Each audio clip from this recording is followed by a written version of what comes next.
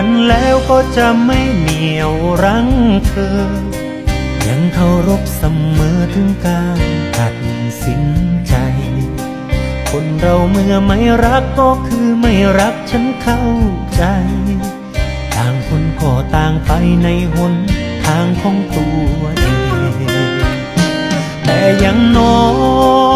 ยครั้งหนึ่งเราก็เคยใช้ความรักร่วมกันจะจดจำภาพหวานไว้ในก้นบึ้งหัวใจ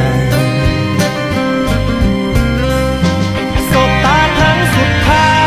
ยกุมมือเธอเอาไว้พร้อมกับคำว่าลาก่อน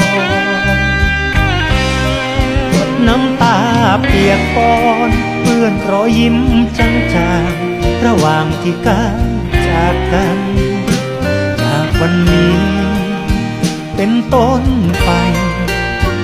คงไม่มีใครร่วมเคียงข้างทางฝันอีกนานแค่ไหนไม่รู้เหมือนกันที่สองเรานั้นมันจะมีวัน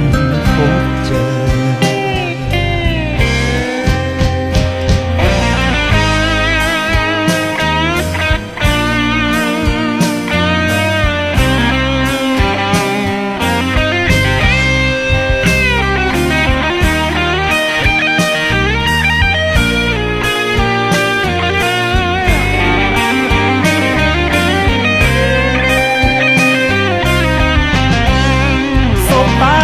สุดท้า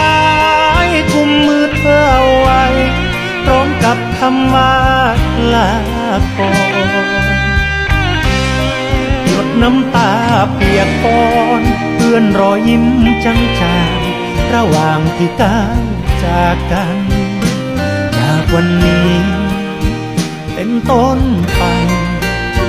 คงไม่มีใครร่วมเคียงข้างทางฝันอีกนานแค่ไหนไม่รู้เหมือนกันที่สองเรานั้นถึงจะมีวันพบเจอเมื่อไม่รักกันแล้วก็จะไม่เหนี่ยวรั้งเธอ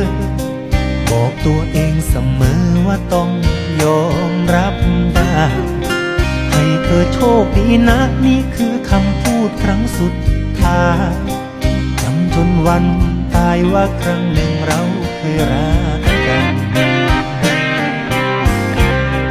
และจำจนวัน